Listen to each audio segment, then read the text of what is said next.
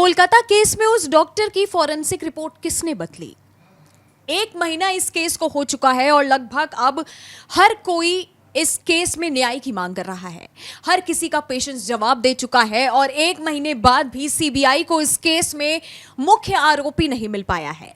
CBI अभी तक संजय रॉय का नाम पकड़कर इस केस में आगे बढ़ रही है कि संजय रॉय का डीएनए सैंपल मैच हो चुका है और इस केस में सीबीआई ने संजय रॉय को ही मुख्य आरोपी बताया है, जबकि पोस्टमार्टम रिपोर्ट में पहले ही ये बात साफ थी कि नहीं थी, लेकिन उस समय वहां पे जो भी आंखों देखा हाल था उससे ये साफ नजर आ रहा था कि वो किसी एक इंसान का काम नहीं था। इस केस में तमाम तरह के ऐसे सवाल हैं जिनके जवाब अभी तक मिलने बाकी हैं और जिनके जवाब अभी तक लोग ममता बनर्जी से और सीबीआई की टीम से पूछ रहे हैं। इस पूरे केस में विस्तार से बात करने के लिए मेरे साथ मेरे सहयोगी अभिषेक मौजूद हैं। अभिषेक, पोस्टमार्टम रिपोर्ट को लेकर कई सारे सवाल उठ रहे हैं। सबसे पहला सवाल यही है कि आखिरकार पोस्टमार्टम रिपोर्ट बदली किसने, और जिस तरह से सीबीआई की जांच हो रही है तो इस जांच पर असर क्या पड़ेगा? नहीं, पहली बात तो यह है कि पोस्टमार्टम रिपोर्ट और फॉरेंसिक रिपोर्ट दोनों अलग अलग चीज़ें हैं। सवाल यह है कि फॉरेंसिक रिपोर्ट में गड़बड़ी की शिकायत मिली है और ये शिकायत मिली है, कोई अंदर खाने की बात नहीं है। बाकायदा सीबीआई को रिप्रेजेंट करने वाले solicitor general Tushar Mehta supreme court में जजों के सामने खड़े होकर ये कहते हैं कि साहब, फॉरेंसिक रिपोर्ट में गड़बड़ी की आशंका लग रही है।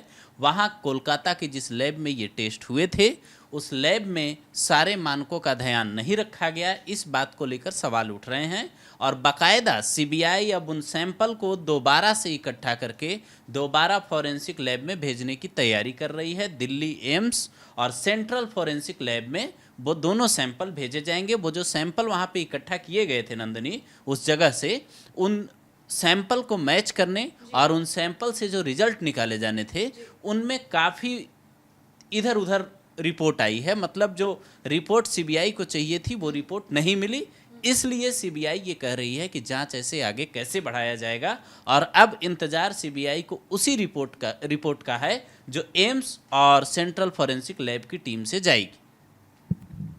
जिस दिन ये घटना हुई अभिषेक, उस दौरान उस डॉक्टर के पास से क्या क्या मिला, ये सवाल बहुत बड़ा है, क्योंकि अभी तक इस केस में यही साफ नहीं हो पाया है कि उस दिन उस डॉक्टर के पास से मिला क्या क्या था। बहुत से लोग बहुत तरह की बातें कर रहे हैं, लेकिन निराश की एक बात है कि सीबीआई भी अभी तक इस बात को खंगाल नहीं पाई है। उस डॉक्टर के पास से, उस बॉडी के पास से क्या क्या मिला था और साथ ही फिंगरप्रिंट्स किसने छिपा करके रखे थे? यही सवाल सुप्रीम कोर्ट में तब उठे थे जब इसकी जानकारी अब सामने आई कि बॉडी के पास करीब 9:30 बजे सुबह जब कोलकाता पुलिस की टीम गई थी 9 अगस्त की 9:30 बजे सुबह, तो उन्हें वहां से 2 डिवाइसेज मिले और 1 नोटपैड मिले। मैं इस सवाल पर आऊँगा कि बॉडी से और क्या क्या मिला था, कौन कौन से कपड़े मिले थे, इस बात पे भी सुप्रीम कोर्ट में बाकायदा बहस हुई। लेकिन जब बॉडी के पास से वो 2 डिवाइस और 1 नोटपैड मिला तो उसमें एक गैजेट ऐसा था जिस पर कोई फिंगरप्रिंट नहीं था। अब फिंगरप्रिंट नहीं होने का मतलब ये है कि किसी ने फिंगरप्रिंट को छिपाने की कोशिश की। ये किया होगा कि फिंगरप्रिंट को कैसे रिमूव किया जाए। डॉक्टर्स वहाँ पे जो मौजूद थे वो इस बात को बेहतर तरीके से जानते हैं कि फिंगरप्रिंट को किसी भी चीज़ से, मान लीजिए आपका ये फ़ोन है तो अगर आपने इसको टच किया है और चाहूँ कि फिंगरप्रिंट को हटाना है तो जो डॉक्टर्स की टीम है वो आसानी से इसको हटाने की प्रक्रिया जानती होगी। और आरजीकर मेडिकल कॉलेज में जब उस लड़की की सेमिनार हॉल से बॉडी मिली तो वहाँ पे जो एक गैजेट मिला उस पर कोई फिंगरप्रिंट नहीं मिला। इस बात से सीबीआई की टीम खुद हैरान है कि क्या कोलकाता पुलिस के जो अधिकारी मौके पर गए थे या फिर वहाँ जो लोग मौजूद थे जिन पे आरोप लग रहे हैं, क्या किन्हीं लोगों ने फिंगरप्रिंट मिटाने की कोशिश की। इसके अलावा दूसरी बड़ी बात यह है कि तुषार मेहता जिनका जिक्र हम लोग कर रहे थे, वो सुप्रीम कोर्ट में खड़े होकर इस बात की पुष्टि करते हैं, इस बात को बाकायदा कहते हैं कि साहब, फॉरेंसिक रिपोर्ट से हमें जो पता चलता है वो काफ़ी भावुक कर देने वाला है। बॉडी से जीन्स और अंडरगारमेंट नहीं मिले थे, बॉडी सेमी न्यूड स्थिति में थी, चोट के निशान मिले थे। सैंपल कौन इकट्ठा कर रहा था, इस बात को लेकर अभी भी सवाल हैं। मतलब लड़की ने उस दिन पिंक कलर का टॉप पहना था, इस बात को लेकर मीडिया में कई ऐसी खबरें आई। यहाँ तक कि सुप्रीम कोर्ट में भी इस बात को लेकर बहस हो रही थी कि जब चालान पेश नहीं हुआ जो पोस्टमार्टम रिपोर्ट के वक्त, तो उस चालान में लिखा जाना होता है कि जो आपने बॉडी रिकवर की उस बॉडी से आपको क्या क्या बरामद हुआ। तो वो जो चालान नहीं मिला उससे ये पता नहीं चल पा रहा था अभी तक कि बॉडी से कौन कौन से कपड़े मिले, क्या क्या चीज़ें मिली हैं, लेकिन अब ये बात साफ हुई है कि बॉडी से क्या क्या मिला। उसके बाद अब सवाल ये उठ रहा है कि पोस्टमार्टम रिपोर्ट में जब इस बात की पुष्टि हो चुकी थी कि लड़की के साथ गलत करने के बाद उसके साथ गलत किया गया था और अब वो इस दुनिया में नहीं रही, लेकिन फॉरेंसिक रिपोर्ट से ये बातें पुष्टि नहीं हो रही है। इसी बात पर सीबीआई का दिमाग ठनका हुआ है कि पोस्टमार्टम रिपोर्ट अलग कहानी कर रही है, फॉरेंसिक रिपोर्ट अलग कहानी कर रही है, तो दोनों की जांच आखिर आगे बढ़ाई कैसे। यहाँ पे जिक्र पोस्टमार्टम और फॉरेंसिक रिपोर्ट का है। अभिषेक, आगे बढ़ने से पहले एक मैं आपसे सवाल पूछ लेती हूँ कि आखिरकार फॉरेंसिक और पोस्टमार्टम रिपोर्ट में क्या फर्क होता है और दोनों में क्या क्या कहा गया था?